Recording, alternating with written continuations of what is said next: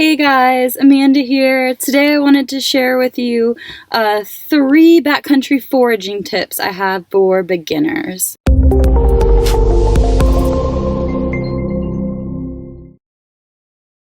So first and foremost, you never ever want to eat anything you're not 100% certain is edible, and after you've learned to correctly ID it numerous times. So very many times. When in doubt, toss it out. You don't want to put yourself in harm's way by eating something that could potentially be poisonous. Tip number 2, practice really does make perfect when it comes to foraging, especially because you're potentially putting your life on the line when it comes to eating certain types and species of plants. So using field guides, foraging books, apps for your phone, any other resources, classes, things like that are great ways to get started, and then taking those resources and getting out there and just practicing identifying different species.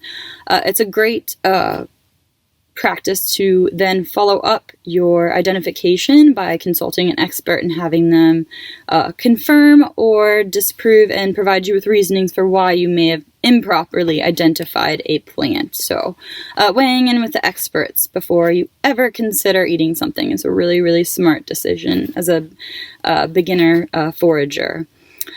Tip number 3, start close to home or in areas that feature the types of plants you plan on foraging. So it's amazing what you can find right outside your door, and it's also the easiest way to get in the most practice possible, even if it's not the ideal environment with the plants you may be encountering on your adventures. It's a great way to at least practice your identification skills.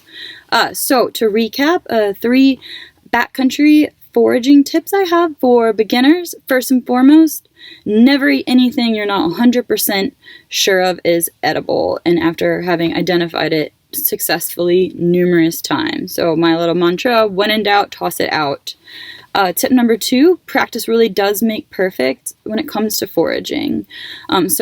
Accumulate field guides for your area, foraging books, phone applications, other resources like that, and then get out there, use those resources, and practice identifying your plants.